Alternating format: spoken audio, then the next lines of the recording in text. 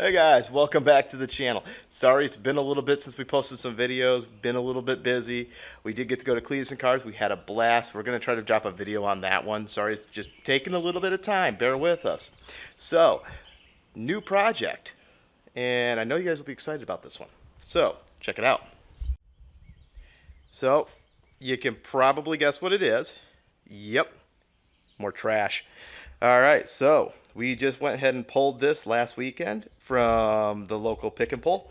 And what we got here, if you can see, is a 6-liter iron block. So what we got here is an L03 LQ4 out of a 2500 HD. Everything spins freely on it. Everything's pretty good except for, I think it was sitting in the junkyard a little long and one of the valves was probably open. And then so if you look right here, you'll see we got a little bit of surface rust building. A little bit of this is discoloration, and the only issue that I'm actually seeing is the pitting is at the about last 1/4 inch. It hits the first ring at top dead center, but it's below the second ring, so it still has, the compression shouldn't be badly affected by that. But that's neither here nor there because we are going to pull all the pistons out and we're going to go ahead and hone these cylinders. We weren't originally planning on doing that. We wanted to just do a very budget-minded build, and this was just supposed to be a complete refresh, make sure there was nothing wrong with it. But once I saw this rust, when we first went to spin the motor over, it kind of was hanging just a hair and then it let go. I do want to check these rings because I want to make sure they're not cracked, because that means that those were also sealed to that wall. So we may just go ahead and re-ring this whole thing, and I mean it's just gonna be for the better. So we've already started tearing it down. We got down to the block and the rotating assembly, and we just had to finish pulling it down. And as you can see, this thing is absolutely filthy. So we were actually sent some products by Super Clean, and we're supposed to test those out and check them out. And we're going to see how well they do on this motor and my floor.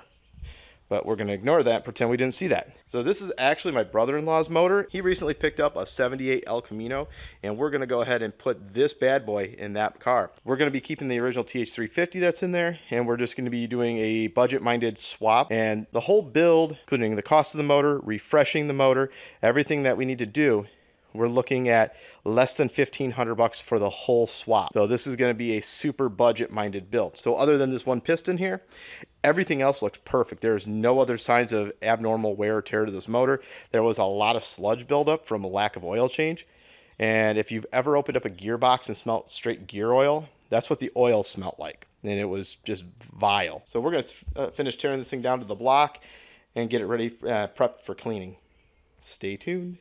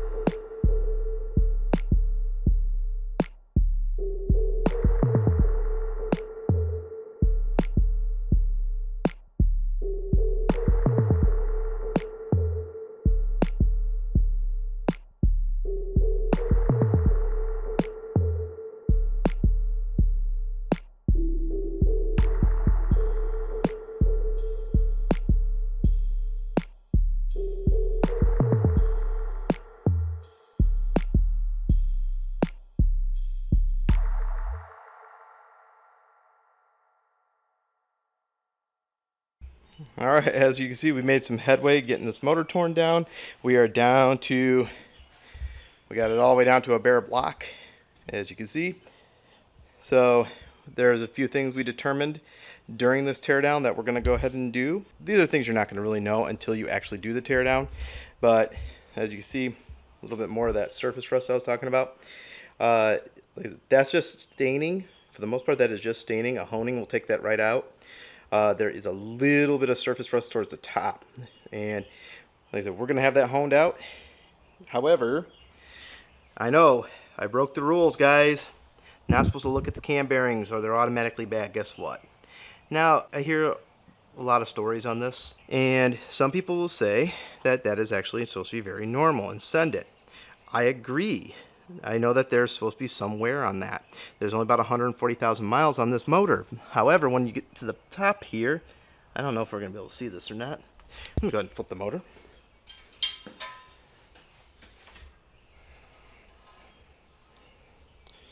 Ooh, look how beautiful that looks.